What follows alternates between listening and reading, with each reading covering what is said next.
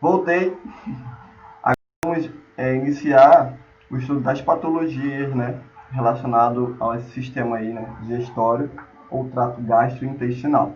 Então hoje eu vou trazer duas patologias para vocês, que é a hérnia de hiato, deixa eu passar aqui, a hérnia de hiato e o outro eu não lembro, mas a gente vai ver no próximo slide eu vou explicar para vocês. Vamos lá. Hérnia de hiato.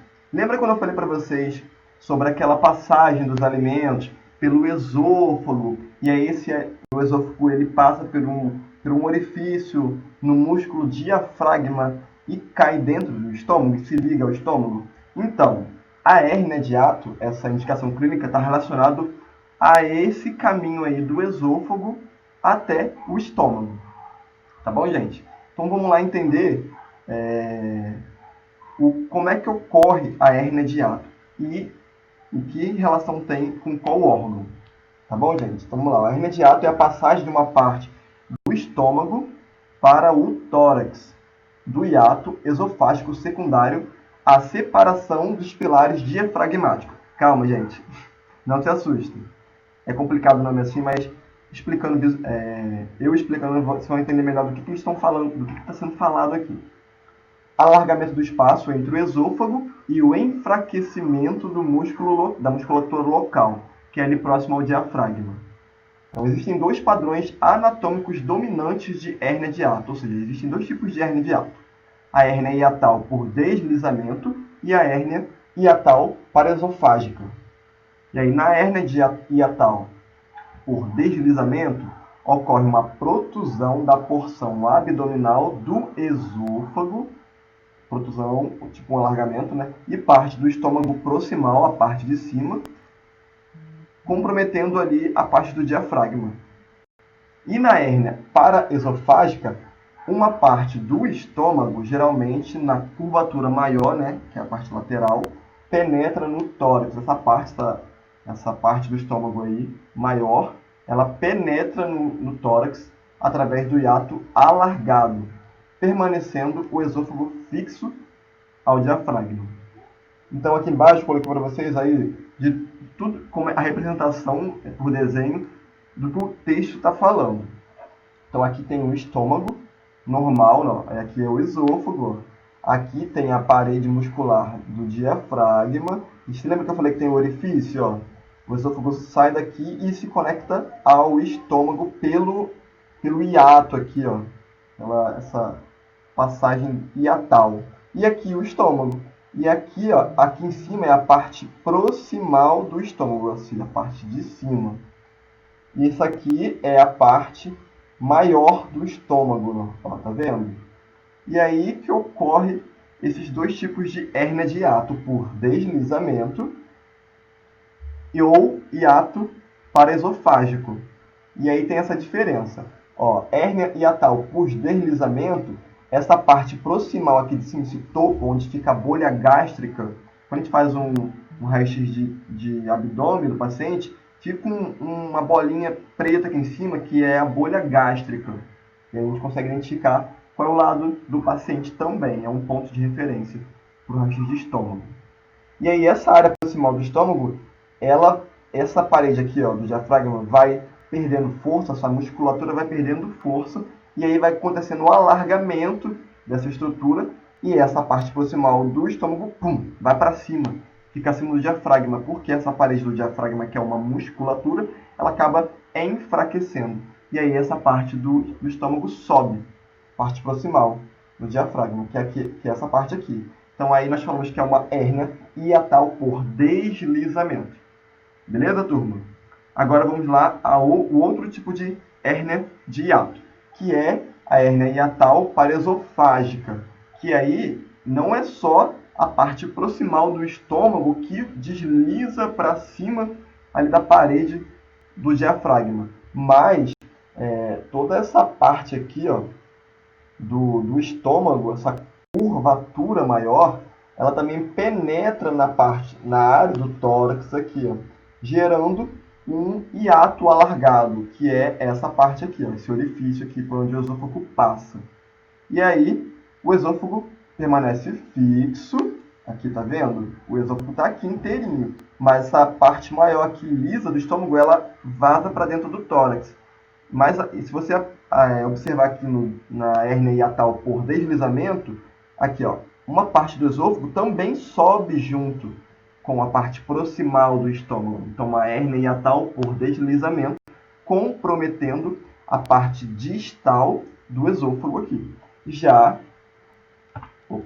Já na hérnia hiatal paraesofágica, o esôfago aqui, ó, permanece intacto. Aqui está fixo no diafragma. Porém, essa parte lisa maior, essa curvatura do estômago, ela penetra aqui dentro da parte do tórax.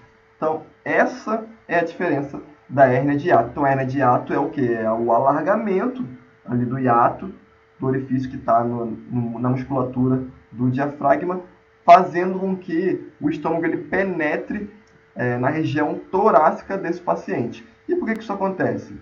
Existem vários fatores para acontecer isso aí. Um deles, e o mais ocorrente, é o refluxo. Então, o refluxo daquele líquido gástrico que fica no estômago ali, quando está ocorrendo o processo da obtenção de energia do alimento, ele faz esse refluxo e aqui vai comprometendo o hiato. Então, vai encostando ali, essa parede vai inflamando e vai perdendo força na musculatura do diafragma, vai abrindo e aí ocorre a passagem do estômago para cima aí. Beleza, gente? Vamos lá. Como é que é o diagnóstico médico? A hérnia de hiato pode apresentar sintomas. Em alguns casos, pode estar associado a azia e desconforto abdominal. É aquela questão do suco gástrico subir, tem refluxo, desconforto, queimação e azia. Então, esse é um dos sintomas que pode sinalizar que seja uma hérnia de hiato. Em alguns casos, não apresenta sintomas, mas as pessoas podem ter dores no peito, né, pelo fato de o estômago estar ali na região torácica, subindo para o tórax, né, uma parte do estômago. No aparelho gastrointestinal, refluxo ácido, azia, regurgitação ou vômito. Também é comum irritação na garganta, tosse crônica, porque o gástrico ele sobe, então corre aquela queimação no estômago, aquela azia, aquele refluxo, aquela irritação. E aí o médico já, pode ser hérnia de hiato, vamos investigar. O músculo da esfíncter esofágica, aqui no desenho, como você vê, o músculo da esfíncter esofágica inferior, na parte de baixo, né, se abre para permitir a passagem dos alimentos para o estômago. E então se fecha para impedir que os ácidos estomacais subam para o esôfago. Essa é a fisiologia normal do processo enquanto a gente está deglutindo o alimento, engolindo o alimento. Então, esse músculo esfíncter ele se abre, passa o alimento pelo esôfago, cai no estômago e depois se fecha para o suco gástrico não ter o refluxo. Qualquer alteração nesse mecanismo, então quando esse mecanismo vai ficando falho, e aí vai gerar uma hérnia de hiato, uma irritação ali na esfíncter esofágica, que é aquele músculo que abre, né, para o alimento descer, e aí provoca o refluxo gastroesofágico e, consequentemente, azia. Os sintomas mais comuns de hérnia de hiato, que eu já falei logo ali em cima, que está aí na telinha para vocês. Tá bom, gente? Mas e aí, como é que a gente faz para saber quais exames de imagem que a gente realiza para diagnosticar a indicação clínica de hérnia de hiato? Então, inicialmente, nós conseguimos fazer um tórax PA e um perfil.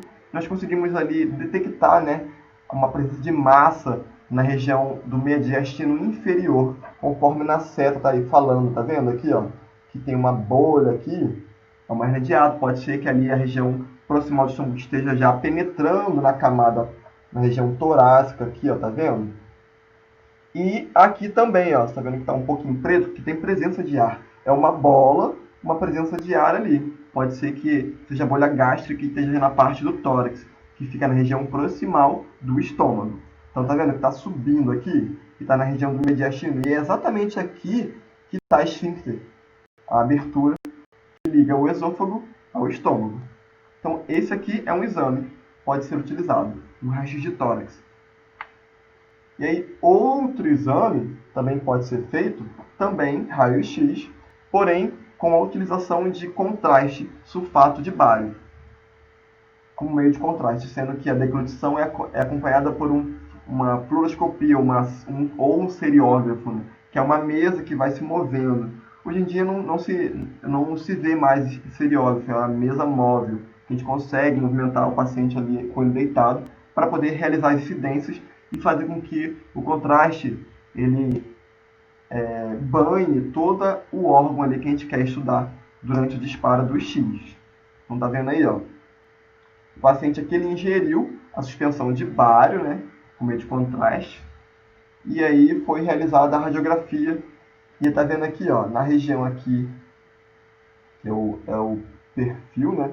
Tá vendo que o contraste desceu aqui, passou todo pelo esôfago, e aqui ele sinalizou, ó, aqui no músculo diafragma, que tem uma bolinha aqui acima do músculo diafragma. Aqui também, ó, tá vendo? Tá aqui na parte de cima do músculo diafragma. Aqui, se a gente perceber, já tá no nível de T12, ó. E aqui já é o processo xifoide, ou seja, está sinalizando que está aqui em cima. E aqui tem um acúmulo de um contraste, ó, tá vendo? E aí a gente consegue diagnosticar, a gente não, né? O médico, que pode ser uma possível hérnia de hiato. Então esses exames aí, eles são realizados para essa indicação clínica. Tá bom, gente? E aí, outra patologia que eu vou trazer para vocês é o megacolon, que eu esqueci de lembrar, né? É a segunda patologia que eu trouxe para a gente estudar, o megacolon. Então, o megacolon, como já falei para vocês, ele está relacionado às alças intestinais, ao cólon do intestino. E aí a patologia compromete essa área aí. Então, vamos lá ler sobre o megacolon. Então, pode ser congênito ou adquirido, a patologia megacolon. Como assim, congênito ou adquirido? Congênito é quando a pessoa já nasce. Geralmente acomete em crianças o megacolon congênito, porque já nasce com uma deformação ali, né, na região do intestino grosso. E aí ele é caracterizado como congênito, que já nasceu com a criança. E adquirida é devido ao estilo da pessoa, fator externo, modos de vida, o paciente vem a desenvolver o megacolo de forma adquirida. Então tem essa diferença aí. Vamos lá, o megacolo agangliônico congênito é uma condição na qual parte do intestino não apresenta inervação, pois não há formação de células ganglionares ou gânglios na camada muscular e submucosa desse segmento intestinal. Com isso, a perda de coordenação estérica da origem neural, ou seja, aquela contração, né, ali da musculatura do intestino. Com isso, a perda de coordenação estérica da origem neural, o que leva a uma obstrução funcional na região afetada e dilatação da porção proximal adjacente. O reto está sempre afetado e o segmento proximal a ele tem extensão variável. Quando apenas reto e sigmoide são afetados, o que é mais comum, tem-se a doença atinge o colo inteiro. Diz-se que ela é um segmento longo. A porção do colo proximal, a região aganglionar, sofre dilatação e hipertrofia progressiva. Gente, não se assusta com todas essas palavras, essas explicações aqui confusas, que logo à frente vocês vão entender assim como outra patologia da hernia de hiato. A porção do colo proximal, a região aganglionar, sofre dilatação e hipertrofia progressiva, já li isso. Com isso, pode ficar muito distendido, o que caracteriza o megacólon. Distendido, ou seja, cresce, fica grande e longo. O megacólon adquirido, aqui já é outro tipo de megacólon, pode ser secundário à doença de Chagas, na qual há destruição dos plexos estéricos pelo tripanossomas ou a obstrução orgânica, como em neoplasias ou lesões inflamatórias. Então vamos entender. Então eu já coloquei uma imagenzinha para vocês aí, para já vocês relacionarem o megacolo com que estrutura essa patologia está comprometendo, né? Comprometida, né? Então aqui eu coloquei a fotinha aí do intestino grosso, intestino delgado, que é a parte do tubo digestório baixo, como já expliquei para vocês lá. Então aqui, ó, na primeira imagem nós temos aqui o intestino delgado, intestino grosso, em perfeito estado. Já aqui, pode ver que ele nem aparece aqui a parte descendente, o segmento sigmoide e o reto. Já aqui na segunda imagem, ó, nós temos aqui ó, seco, o cólon ascendente, transverso, descendente, e aqui já começa a dilatar, ficar grande. E aí está comprometendo essa parte aqui do cólon. Beleza, gente? Então vamos lá. Ó, entre os principais sintomas do megacólon, é possível destacar prisão de ventre severa, onde o paciente não consegue mais eliminar fezes por conta do tamanho do cólon, né, que está sendo comprometido ali. Dificuldade de eliminar até mesmo gases, porque perde a função. A região funcional desse cólon aí acaba sendo comprometida e aí a parte neural não consegue emitir, aliás, emite resposta para essa região do intestino, só que não tem inervação devido a essa patologia e ele não recebe sinal de comando e aí não executa. As fezes vai pelo caminho do seco, colo ascendente, transverso, aí chega no colo descendente, nessa parte do colo, que não tem comando, as fezes acabam sendo acumuladas ali e não tem essa eliminação dessas fezes ali. E fica ali obstruindo a passagem de tudo, onde não tem a eliminação das fezes nem dos gases. Entendeu?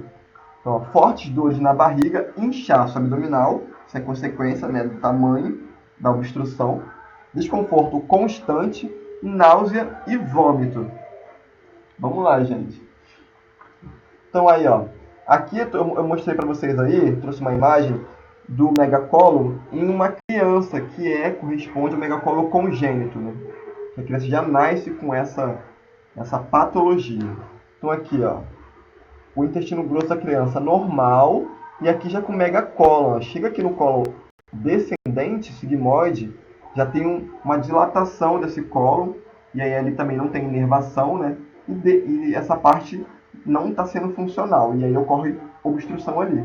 Às vezes até um extravasamento desse cólon para a região abdominal acaba fazendo caminho na parede abdominal e fazendo um calombo na barriga da criança e até um inchaço. Tá bom? Então vamos lá. E aí, como é que a gente vai saber que é um megacólon?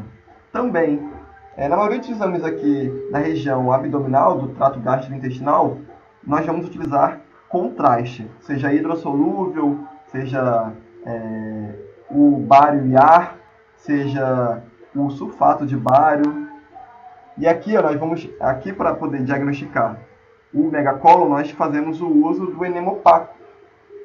Em algumas vezes nós utilizamos só o bário para diagnóstico, e em outras vezes nós utilizamos o bário e ar, que é o contraste, o duplo contraste. Então, o enema opaco é um exame de diagnóstico que utiliza raio-x e contrasta, normalmente com sulfato de bário e ar, para estudar a forma e a função do intestino grosso e do reto, e assim detectar possíveis problemas intestinais. Então, se vocês verem aí, nós temos uma radiografia da região abdominal utilizando o contraste de bário e ar, tá bom, gente? E aí também nós poderemos utilizar a tomografia computadorizada para também diagnosticar e também mensurar o tamanho da dilatação, da distinção desse intestino aí desse paciente. Tá bom, gente? Então aqui eu trouxe para você uma imagem da tomografia computadorizada do abdômen total, né?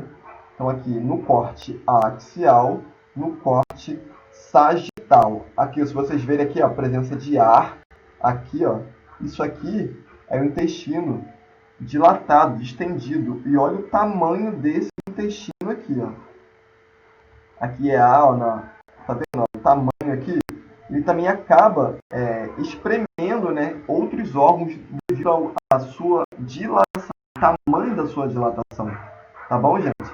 E aqui, se vocês verem, ó, aqui a região abdominal do paciente está até aqui, ó, sobressalente, ó, tá alta devido a essa distensão. E aqui do lado do outro corte coronal do paciente, Então a gente está vendo, ó, aqui está tendo muita obstrução. Ou seja, já tem tempos que o paciente está com essa obstrução. E aí, com certeza, ele foi na emergência porque não estava aguentando mais. E a barriga dele, com certeza, estava volumosa.